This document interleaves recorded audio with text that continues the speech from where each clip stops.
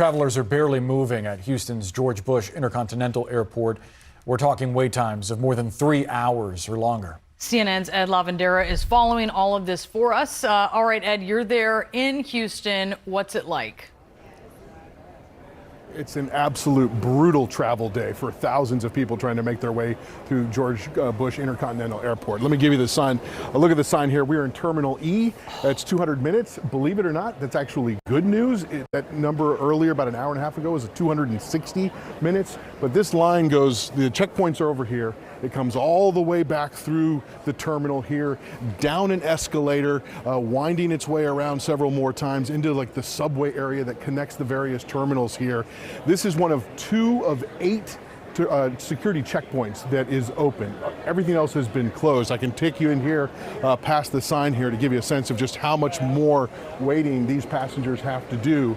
The line here continues to wind its way back and forth before they're able to get through the security checkpoints. We have seen close to 24 federal agents around various terminals that have been able to get through today. It's not exactly clear to me what they're doing. They've been kind of standing around the edges, clearly not involved in helping process the thousands of passengers trying to make their way through here. So it's not exactly clear how they're helping, how they're alleviating the pressure that this airport is under. According to the TSA yesterday, about 39% of TSA employees called out. We're not sure of the numbers for today, but we will get that tomorrow. But clearly, this airport severely impacted, where we've been talking to people, Brianna and Boris, who have been waiting in line for hours and hours, knowing fully well that they are going to miss their flight, but they wanted to get on the other side of security, and they will wait on that side until they can be rebooked on their next flight.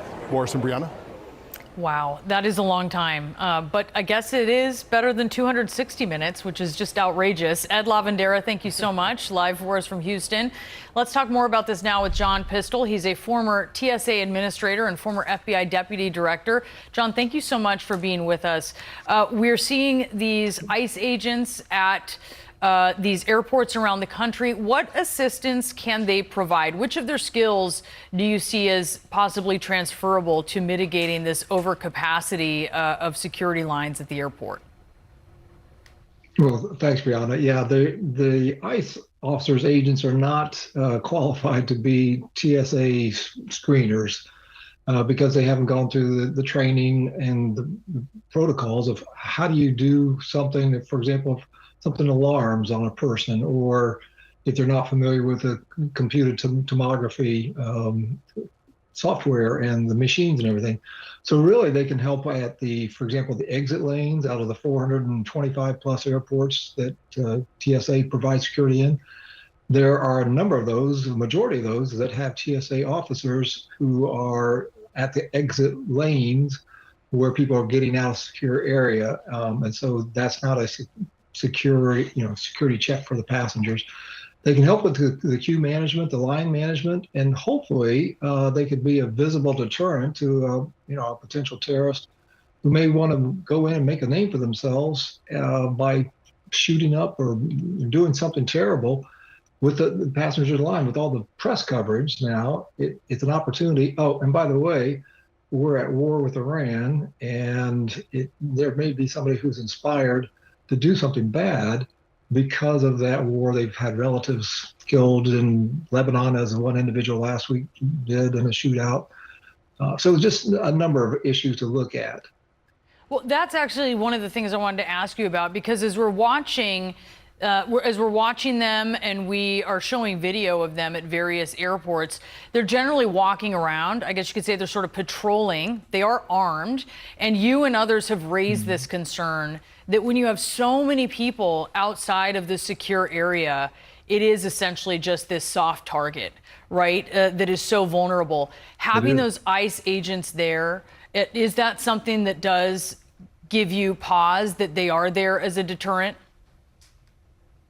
Well, hopefully it's a force multiplier for the outstanding work that the airport police do in all the major airports and a number of the smaller, mid-sized airports. So each airport has, of any size, has their own airport police who do just that. The challenge is they are stretched thin right now to try to do anything. Forget if there's a crime on airport property or anything like that, but just in terms of crowd management and as a visible deterrent, which these ICE officers, the agents, might serve as that in that role. So if that happens, that's a good thing. There's just so many unknowns. And by the way, with all the call outs, the TSA officers who are calling out because they haven't been paid for a month nearly, that just exacerbates the problem of, are there soft targets that somebody is trying to exploit because they see it as a vulnerability now? Or worse, there is a potential terrorist who actually thinks they can get through a security checkpoint, like Abdul Muttalib back on Christmas Day 2009, or Richard Reed in December of '01 with the shoe bomb, or the underwear bomb with non-metallic improvised explosive device. So there's just a number of issues that, unfortunately, for the traveling public and for TSA officers, could be solved if Congress do their job, the administration do the job collectively, because that's what it comes down to. There's compromise involved. In my 31 years in the government, it always involves compromise. Nobody gets everything they want. And so let's get back to work, ladies and gentlemen, and get some things resolved here. Ryan, tell us what the status is where you are. And I know you've been seeing ICE agents there. What have you been seeing them doing? Yep. Finally, we can take a deep breath here. The numbers have dropped off. The lines are getting shorter. I think the average wait time now is under 40 minutes. So if you have a flight to catch today, it's a good time to come to Hartsfield-Jackson International. Talking about those ICE agents, you can see a few behind me right there. And then I'm going to walk you this direction, and you can see some more of them gathered over here. This is what they've been doing for the most part today, is doing the patrols around the airport, talking and gathering, not really helping the public in the sense of they're not taking tickets from anybody. They're not interacting with the public we've seen so far. They're not checking anyone's ID. At the TSA checkpoints, they're not doing that as well. So the big question is, what have they been doing mostly? Well, it's been providing perimeter security, as you can see over here. If we come back this direction, there's also a contingent of officers over here. And the reason why is what we're being told is there's a protest scheduled against ICE here at the airport in the next 2 hours or so. So now you have extra police officers from the Atlanta Police Department ready to respond to what may happen when protesters arrive. And we've been told they actually applied for a permit. So now you're bringing all these people, surging them into one area. This is where the lines have been long throughout the day. The lines now are gone. So that's a good news, whether it's the north, the south terminals, or even the main checkpoint. We've been told that the lines now, again, are under 30 minutes, which is fantastic. That's after Sunday, when it was more than 5 hours and we saw lines stretch outside the building. When we arrived here at 6 a.m. this morning, there were thousands of people trying to get through the airport. We talked to several people who we just checked through to try to see how long it would take them. Average wait time was over 2 hours. And right now, the airport GM is actually telling us they believe the numbers are about a 30% call out. And now we've talked to TSA steward who tells us, look, they believe things could get better, but they want to get paid sometime soon. Is this going to be the new norm? Is every weekend, going to be a 5-6 hour wait at the checkpoints to get on your flight, if you can even make it? What's evident with your eyes, you're seeing is this is a breakdown of the TSA system. That's what you're seeing.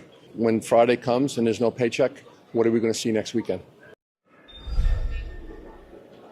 Yeah, guys, we'll continue to watch this. Right now, again, the numbers seem pretty good. We'll see how it goes throughout the rest of the day. Joining me now, one of the many agents, TSA agents being impacted by all of this, Aaron Barker. He's a TSA employee and also president of the TSA union that represents Georgia's TSA workers. Aaron, we appreciate you taking the time to join us. You just heard those comments there from Secretary Duffy. He said, look, they know how to pat people down. They know how to deal with, some of the security screening that you do as a TSA agent, which I should point out, you go through extensive training for.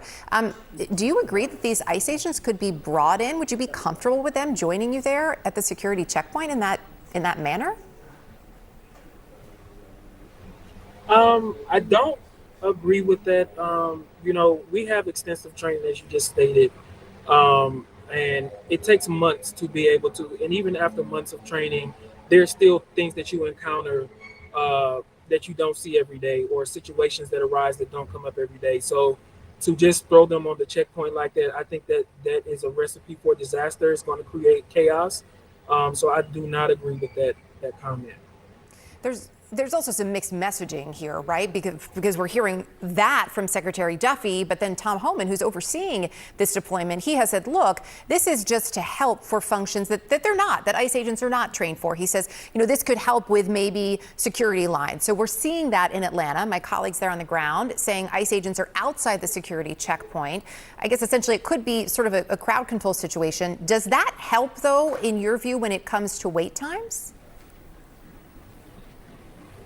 No. In Atlanta, there are people already out there directing the lines and directing passengers to navigate the airport. I don't think that helps. I think that would probably put more passengers on the edge, just from my experience and talking with family and friends. I don't think that's a welcomed thing there by the traveling public. What have you been told by your bosses about these ICE agents who, again, are already there on the ground in Atlanta, and what their role will be and how that is supposed to work with your role? They have not spoken to me directly. I'm actually not in Atlanta today. I'm visiting one of my other airports in Savannah. And basically, it's just the same thing that you said. As far as I know, they will just be walking and monitoring the line, so to speak. The union had called this ICE deployment a, quote, dangerous escalation. Do you agree with that assessment? I do think that it is concerning. I don't necessarily think it's dangerous. I do think that it's concerning for the traveling public to have ICE there, just based off of what's being circulated in the media. Okay. So I do think that it could potentially be dangerous. Aaron, what is the biggest challenge for you and your colleagues today? Not receiving a paycheck, having to show up every day to complete the mission and for the oath that we took, as public servants, and to not receive a paycheck, it's very disheartening. People are upset, very stressed out, because our lawmakers are not doing the job that they were elected to do.